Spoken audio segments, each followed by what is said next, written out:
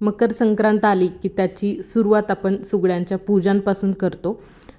मी स्नेहा, तुम्हा सर्वांचं स्वागत आहे स्नेहा आणि बरंच काहीमध्ये. तर आजच्या व्हिडिओमध्ये आपण पाहत आहोत की सुगड्यांची पूजा कसं करतात.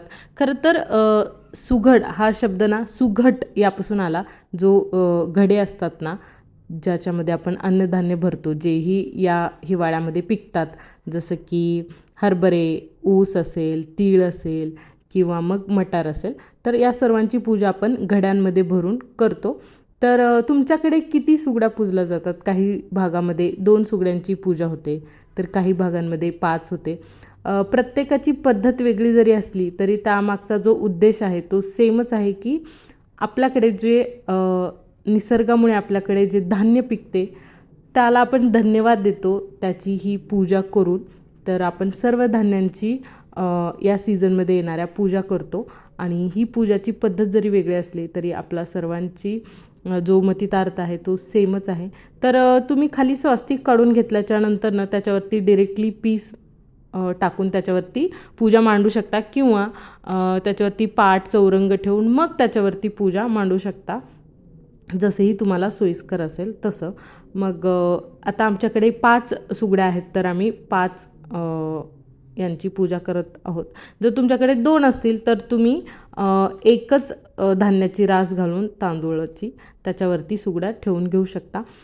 सुगडी आपण धुवून घेतो आधी आणि बाजारातून घेऊन आल्याच्यानंतर, आणि त्या वाळल्याच्या नंतर ना त्याच्यावरती हळद आणि कुंकाने उभ्या रेषा मारून त्याची सुंदरता वाढवतो थोडक्यात, किंवा अशी पूजा करण्याची पद्धत आहे. हळदी कुंकू सुगड्यांना आपण असं उभ्या रेषांमध्ये लावतो. बऱ्याच भागांमध्ये वेगवेगळी पद्धत असते, परंतु जास्तीत जास्त मी अशीच पद्धत बघितली आहे की सुगड्यांना जास्तीत जास्त जणांच्याकडे अशीच पूजा केली जाते. ही माझी दुसरी मकर संक्रांत आहे. पहिल्या मकर संक्रांतीच्या वेळेस मला जास्त माहिती नव्हती. मग यावेळेस मी व्यवस्थित माहिती घेतली आणि पूजा कशी करायची, त्याच्यासाठी काय काय सामग्री लागते ती पहिल्याच दिवशी मी तयार करून घेतली होती. तुम्हीही असंच करत असाल. पूजा आहे म्हटलं की आपण बऱ्याच दिवसापासून तयारीला लागतो, कारण की ऐनवेळी बऱ्याच गोष्टी आपण विसरू शकतो. आता ज्या प्रकारे मी एका सुगडीला व्यवस्थित हळदी कुंकू लावून घेतले, तसंच सगळ्याच सुगड्यांना लावून घ्यायचे. तर आमच्याकडे 5 सुगड्या असल्यामुळे एक जो सुगडा असतो मधला तो मोठा वापरला जातो आणि बाकीचे जे 4 आहेत ते लहान लहान असतात. ज्यांच्याकडे 2 असतात ना त्यांच्याकडे पण खालचा जो मोठा घडा वापरला जातो आणि त्याच्यावरती त्यापेक्षा थोडासा छोटा वापरला जातो. तर आमच्याकडे असं ठेवण्याची पद्धत आहे.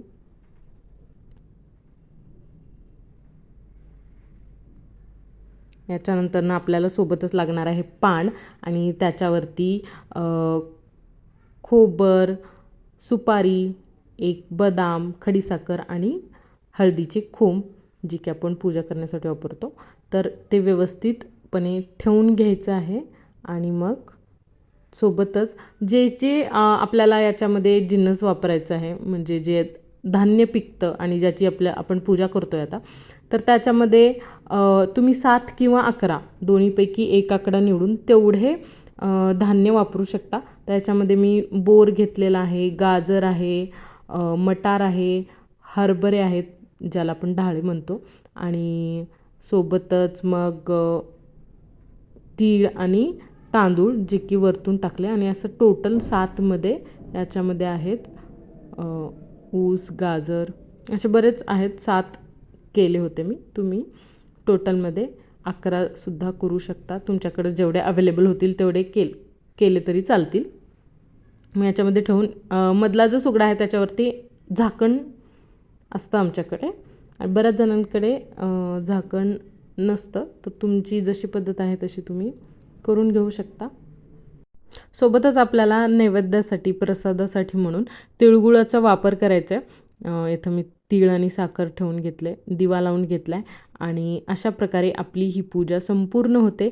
सर्वांना तुम्ही फुलं दाखवून घ्या जर अवेलेबल असतील तर. आणि अशी आपली छानशी पूजा पार पडलेली आहे. अशा अनेक व्हिडिओ पाहण्यासाठी चॅनलला सबस्क्राईब करायला विसरू नका. आपण भेटूयात पुढच्या व्हिडिओमध्ये. तोपर्यंत सर्वांनी काळजी घ्या. नमस्कार.